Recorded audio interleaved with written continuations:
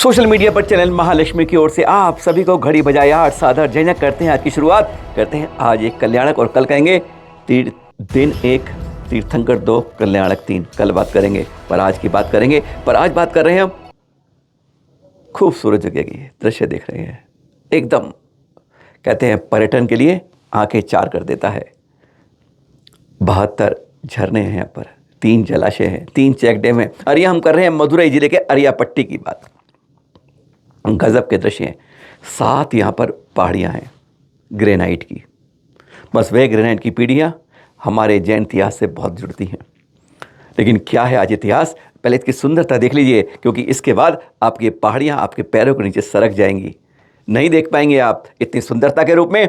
जो कहते हैं आज यहाँ पर पर्यटक इस सुंदरता को देखने आते हैं। गजब के दृश्य हैं, आपको देख कर ही कहते हैं जैसे अपने आप बुलाते हैं। कहते हैं एक बार आओ बार बार आओगे और कुछ बाद में देखोगे, पर इनको देखकर गजब की अनुभूति पाओगे।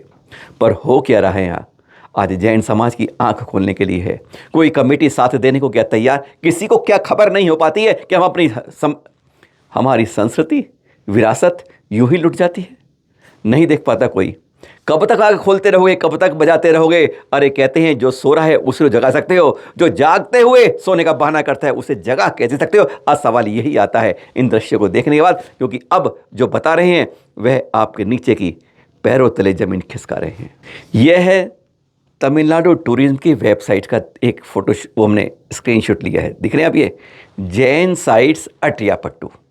बस ये अरियापट्टू जो दिखा रहे हैं आपको, बस यही एक ध्यान करिए कि तमिलनाडु सरकार भी कहती है, उसका पर्यटन विभाग भी कहता है कि जैन साइट्स के लिए अरियापट्टू बहुत फेमस जगह है। खोल के पढ़ लीजिएगा, ज़्यादा बताने की ज़रूरत नहीं है, पर यहाँ पर कान खोल कर सुनने की ज़रूरत है। बाहर ये लगा हुआ बोर्ड अपनी व्यथा सुनाता है। अपनी लिए नहीं, जैन समाज के जैसे तमाचा गाल पर कस के लगाता है। तमिलनाडु आर्कियोलॉजी डिपार्टमेंट की तरफ से लिखा गया प्रोटेक्टेड साइट्स, लेकिन यह बोर्ड कब उखड़ जाएगा पता भी नहीं चलेगा।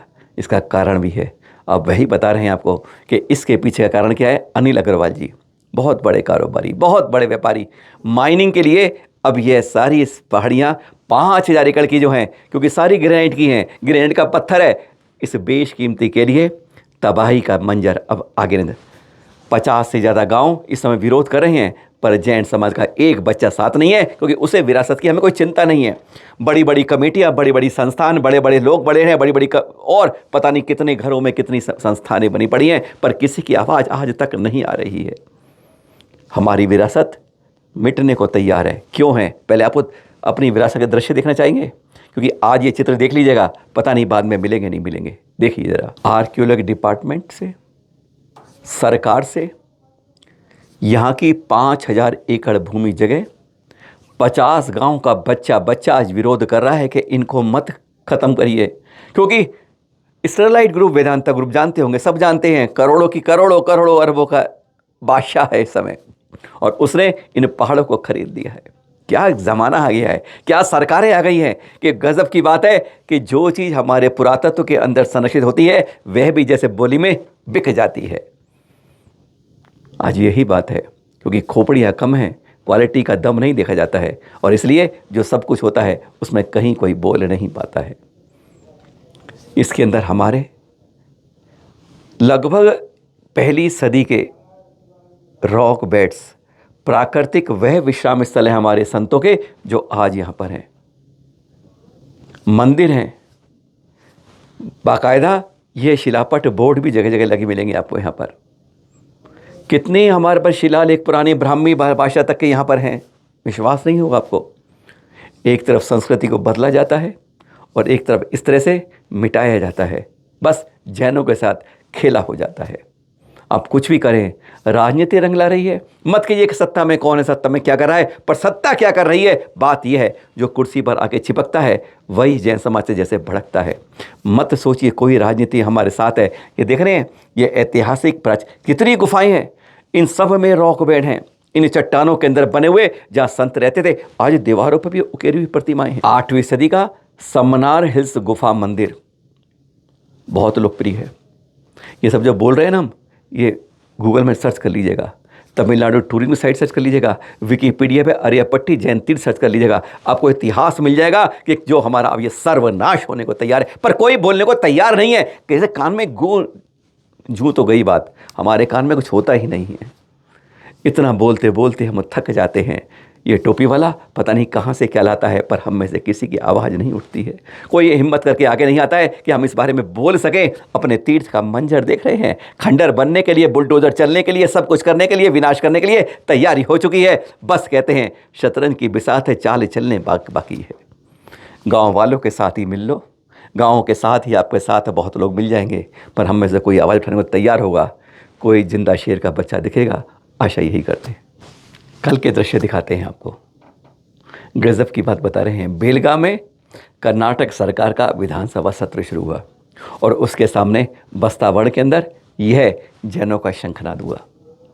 आचार्य गुणधर नंदी जी के सानिध्य में, दक्षिण के लगभग सभी भट्टारकों के सानिध्य में। 4-5 लोग नहीं थे। दिल्ली जैसे में हम कहते हैं 1000 इकट्ठे कर लें तो अपनी ही पीठ थपथपाने में हम थकते नहीं हैं। 20 से 25 हज़ार लोग इकट्ठे हुए थे।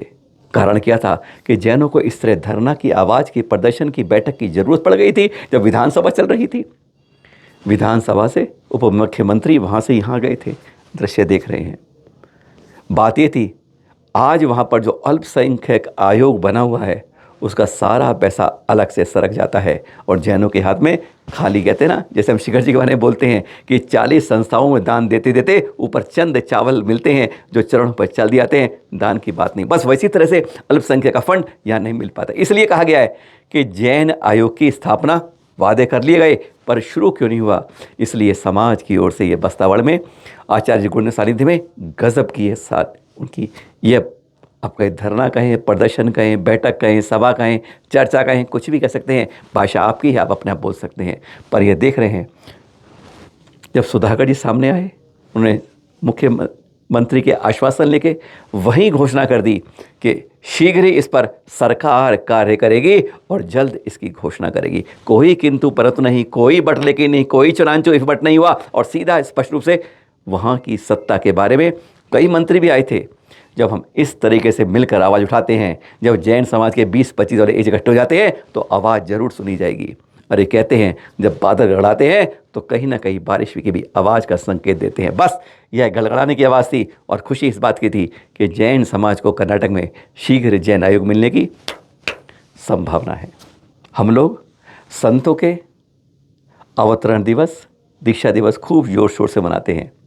कहते हैं ऐसे ही कार्यक्रमों में हम हर साल पंचकिराना को, महोत्सव हो और भी कार्यक्रम हो, 5000 करोड़ रुपए जैन समाज के यूं ही बहाते हैं। आप यूं कह सकते हैं। साफ बुरा लगता है कई बार, कड़वे शब्दों का असर जल्दी होता है, बस इसी भावना से बोला जाता है। पर ये देख रहे हैं, पवित्र सागर जी महाराज का जन्म दिवस था। बहुत बहुत शुभकामनाएं। कुछ दिन पुराने चित्र हैं पर संकेत अच्छे दे रहे हैं। भविष्य संकेत बता रहा है कि चलो साथ इसी तरह चलना। गरीबों के कल्याण के लिए जितने गरीब थे उन लोगों के लिए देखिए भोजन की व्यवस्था की गई, पशुओं के लिए व्यवस्था की गई। एक प्रकार से उन सब की कहते हैं आशीष और उनकी पुण्य वरुणाओं का साथ मिलता है। कहते हैं जन्म दिवस का कर्म कुछ इसी तरह चलता है। इसी तरह से मनाएं हम जो बैंड बजाते हैं वो बजाते हैं, बहुत कुछ बताएंगे। इसी तरह पानी में अगर पैसे बहाएंगे तो समाज के कल्याण के लिए, अपने आर्थिक मजबूती के लिए कुछ नहीं कर पाएंगे। संकेत बता रहे हैं, इशारे काफ़ी हैं, कुछ समझिए। धन को यूं ही बर्बाद मत कीजिए, जब ज़रूरत पड़ती है दान की तो जेब मिलती है शान की। बस यही ध्यान रखिएगा, कुछ इसी तरह बनाइए। कहते हैं खर्च कम और रंग भी चौका। श्वेत पिछाचार्य आचार्य श्री विद्यानंद जी मुनिराज ने आज से 50 वर्ष पहले जैन ध्वज की स्थापना की थी। एक बताया था कि जैन ध्वज भी होना चाहिए और पंचरंगा, इस तरह से उन्होंने बताया था। और उसी के बाद 7 दिसंबर को ये दृश्य देख रहे हैं आप, जब गुरुकुल उनके नाम पर जो शुरू किया, उनके परंपराचार्य आचार्य श्री प्रज्ञा सागर जी ने, वहाँ पर सबसे ऊंचा जैन ध्वज की शुरुआत हुई है। देख रहे हैं आप, 108 फुट का एक पहचान जैन ध्वज की जन जन तक पहुंचाने की ये शुरुआत थी कि हम भी जानो कि आपके धर्म का भी एक ध्वज है। हम नहीं पहचान पाते हैं, कभी हम भगवा कभी भी लगाते हैं। दक्षिण में बहुत ऐसी बात होती है, एक ध्वज के नीचे आ जाएं तो कहते हैं फिर क्या बात होती है। कि देख रहे हैं दृश्य जो नागली पूना के अंदर, दिल्ली के अंदर एक कोने में है, पर वहाँ आचार्य के नाम से गुरुकुल शुरू हो रहा है। अच्छी बात है। और इस ध्वज को एक बार ऐसा जैन ध्वज, जैन गीत भी है, मन में गुनाइए। फिर मिलेंगे आपके साथ। कहते हैं सोइए नमोकार के साथ, उठिए नमोकार के साथ, सादर जय जिनेंद्र के साथ।